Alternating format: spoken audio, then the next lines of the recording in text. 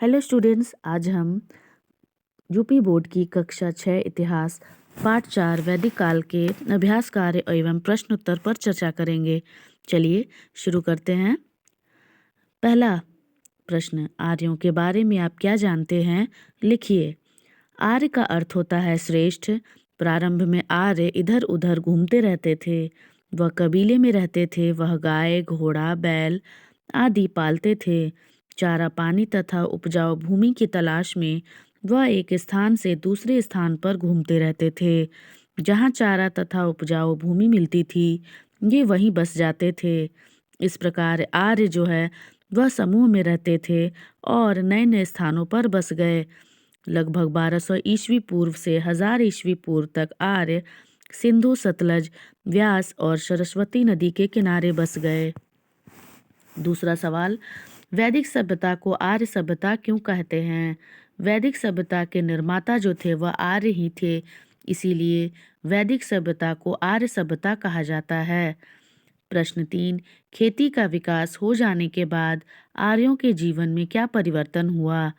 खेती का विकास हो जाने के बाद आर्यों के जीवन में महत्वपूर्ण परिवर्तन हुए।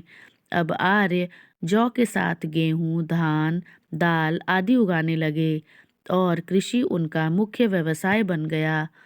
प्रश्न 4, आर्यों की सामाजिक व्यवस्था कैसी थी? आर्यों की सामाजिक व्यवस्था में समाज का आधार परिवार था।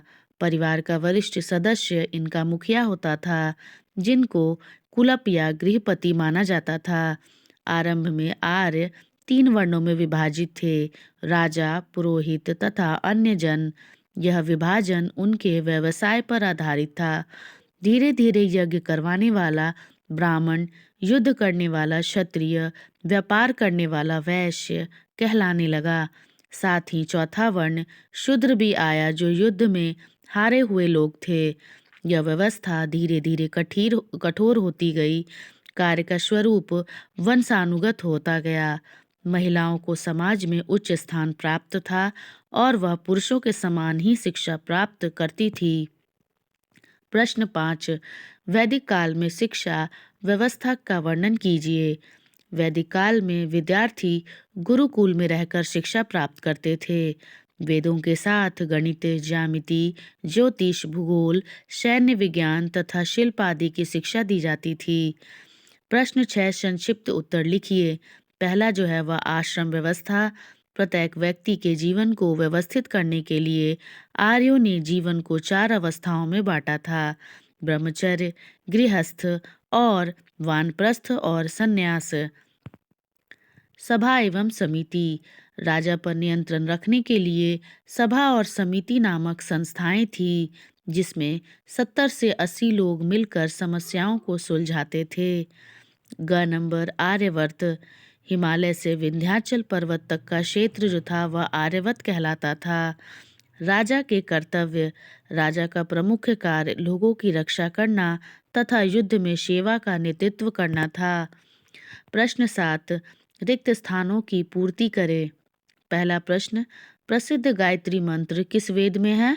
ऋग्वेद में है। शब्द स्वर सा रे गा मा का उल्लेख सामवेद में मिलता है। आर्यों की भाषा संस्कृत थी। महाभारत की रचना महर्षि वेदव्यास ने की है।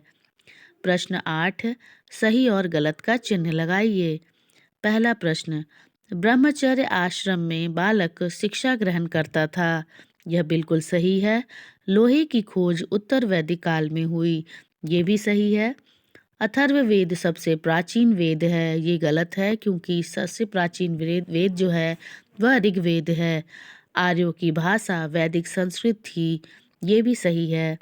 चलिए दोस्तों, अब हम नेक्स्ट वीडियो में मिलेंगे। पाठ 5 पर चर्चा करेंगे। तब तक के लिए बाय बाय।